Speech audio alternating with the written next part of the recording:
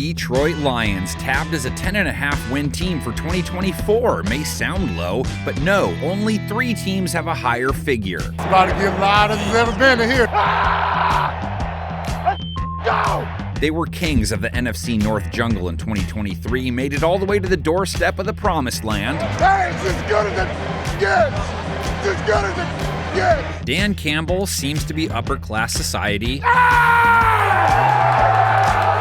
Not sure if he's God's gift to ballroom notoriety. We're in floor down mode, man. All the way down. Here we go. But he always seems to fill his ballrooms, and we know the events are never small. So do you think a guy that's going to bite off kneecaps is going to go for the time? Yeah, we're going for 2. The socials will tell you Dan's got the biggest. He's got big balls, and he showed it there. Gutsy call. Dobbs pass, caught. Campbell's turned Lions football into one of the best shows in the game. That's a big stop. He gets them over the final hurdle, and he's going to be more famous in Motown than M. Offensively, Lions are running it back basically, and why not? Laporta inside the 5 to the end zone. Touchdown, Detroit Lions. 5th most points per game, 3rd most yards per game. Can't ask for much more. Let's go! Let's go! At quarterback, Jared Goff, 30 touchdowns last year, 12 interceptions, a 97.9 rating. Amon-Ra St. Brown. Almost 270 passing yards per game. Jared Goff hasn't had an incomplete pass all day. He's put up back-to-back big seasons for the Lions. Doesn't seem like a placeholder anymore, does he? Okay, I'll just say it like this, all right? Hey, you're good enough for Detroit, Jared. Amon-Ra St. Brown, his go-to. Amon-Ra leaps and flips into the end zone. Are you kidding me? Oh, Amon-Ra, that is beautiful. 119 catches, 1,515 yards, 10 TDs last year. Oh, baby, you want to talk about teamwork? He was Pro Bowl and first-team All-Pro as well. Amon-Ra St. Brown caught that one in traffic, then just ran away.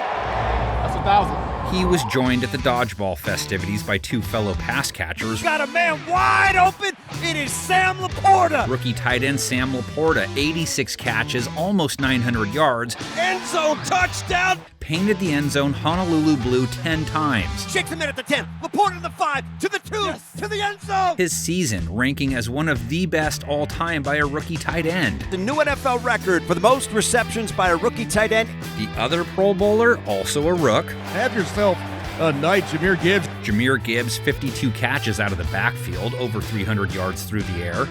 He's dynamic, bro. He's dynamic. Oh, my God. Khalif Raymond, almost 500 yards last year, most of that from the bench, too. He's got it! Touchdown, Detroit!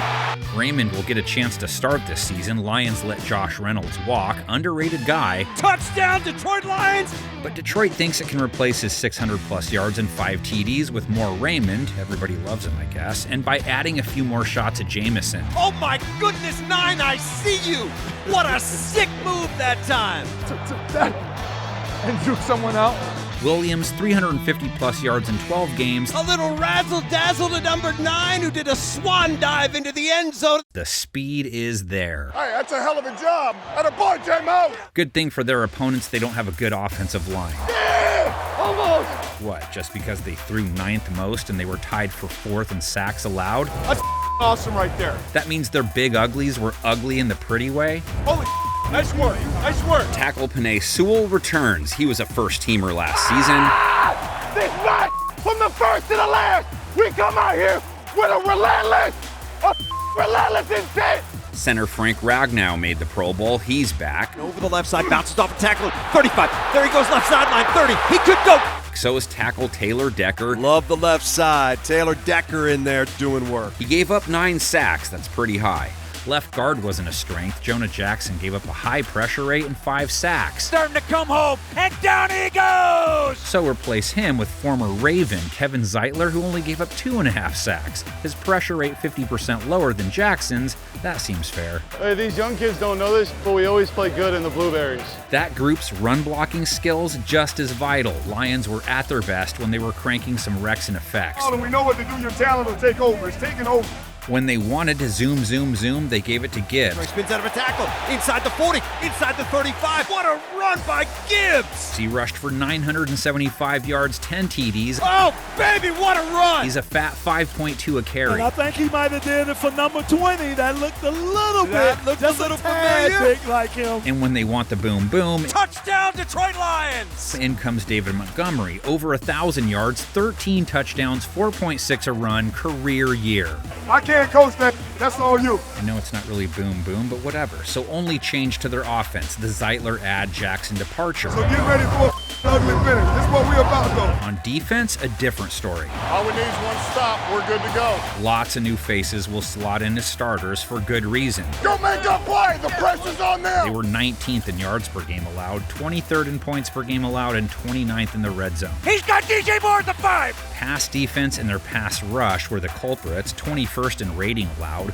Worse, only one team gave up more yards per attempt than the Lions, Leap and grab Christian Watson. and no one allowed more yards per completion. And a diving grab for the touchdown. Wow. They were 27th in passing yards per game allowed, only 41 sacks. That left them tied for 23rd. Fields steps out of a break and tackle. They finished that low in sacks despite having Hutch get better in his year two, too. Hit as he throws. Ball's loose on the ground. Aiden Hutchinson made the Pro Bowl with a pick. Little Aiden said, just big-time stuff from 97. 11 and a half sacks, 3 forced fumbles, 51 tackles. Sack back inside the 30-yard line. Aiden Hutchinson got it. Defensive tackle Aleem McNeil did his part, 5 sacks in 13 games. Sack back outside the 20-yard line. And that was kind of it. No one else had 4. They were banking on outside linebacker James Houston to help Hutchinson out. He got hurt in their second game. Hit again, taken down again. They signed defensive end Marcus Davenport. He only played 4 games last year. It's going to be a sack. He had 9 sacks a couple seasons ago. That's what they're chasing. Davenport will finish it off right there. Change to their inside, too. DJ Reader, he was a Bengal last year, 34 tackles, 1 sack. He'll take a sack. Detroit's front and linebackers were stout when it came to stopping the run. Go, shoot your shot. Held ball carriers to 3.7 yards per carry, 3rd best. Lock in like never before. Linebacker Derek Barnes, 80-plus tackles, a sack, a forced fumble. I got to give it to the linebacker room because I said we was going to bring one back. Damn it, we did. Linebacker Alex Anzalone, as active as ever, 129 tackles, 3 sacks. Rookie Jack Campbell, 95 tackles and 2 sacks out of the gate. Ritter gonna get hit, gonna go down. Campbell's play versus the pass needs some work. Their pass defense as a whole does. That's why they used their first-round pick on cornerback Terrion Arnold. I think he's the best corner in the draft. Fluid and smooth. Reminds me a lot of Jalen Johnson. The testing numbers were very similar. Jalen Johnson just got $20 million. They followed that up by taking another cornerback. The Detroit Lions select Ennis Rakestraw Jr., defensive back, Missouri. I had him at 32 overall in this draft. I believe he would have been a first-round pick, but he had a groin injury, wasn't able to be healthy, ran at the combine, ran a 4.51 at about 80%. Those two will join slot cornerback Brian Branch, who was awesome last year. What a beautiful thing to watch. Held quarterbacks to a sub-80 rate. Not easy to do from that spot. 3 INTs. It's intercepted. Cornerback Cameron Sutton, gone. He gave up a rating near 100. Also said goodbye to cornerback Jerry Jacobs, who gave up a team-high 6 touchdowns. It is caught touchdown DJ Moore. Their third key cornerback's expected to be newcomer, former Buccaneer Carlton Davis. Boy, Tampa Bay needed a play, and it's Davis. Couple picks for him last season, mid-90s rating allowed, 4 TDs given up. They also added Amik Robertson, who played the pass to the tune of a nice low 80s rating for the Raiders last year. Amik Robertson and the Raiders defense just seals the victory here in Vegas. They have a lot of options at corner. Backing them up, safety Kirby Joseph, he held his targets to a sub-60 rating, 4 INTs. He's picked off, intercepted by the Lions. They let his primary partner from last year walk, Tracy Walker, in his 120-plus rating. One-on-one coverage against Tracy Walker, the safety. Opting for Ifiatu Melifonwu, who held it down to a nice 49.6 rating. Yo, strip sack, let's go, boy. Michael Badgley will start off as their kicker. He took over late last year, went 4 for 4, so bring him on back. It is up and it is good. So, the thumbnail overview. Playmakers, if it ain't broke, don't fix it. They're running it back, and why not? Goff, Montgomery, St. Brown, Gibbs, Laporta, and Williams all just getting started. They could be scarier than last year. O-line, only one change. Zeitler for Jonah Jackson, so they might be stronger up front, and that group was already one of the best in the NFL. The question in D-Town is on the D side. Will someone be able to help Hutchinson get to the quarterback on the other side? Secondary has all sorts of new blood. You can mix and match the names however you want. Sutton, Jacobs, Walker shown the door. 2 new rookies, Carlton Davis, Robertson welcomed in. Green paint galore for the moves. Secondary should be improved. So what gives with a 10.5 over-under line when they won 12 last year? Dan Campbell's in there right now saying, where are your kneecaps? Let's play pessimist first. Detroit's only like a 9-win type roster for some reason. Still good enough for a nice hot start. Home wins over the Bucs and Seahawks, a road win over Arizona.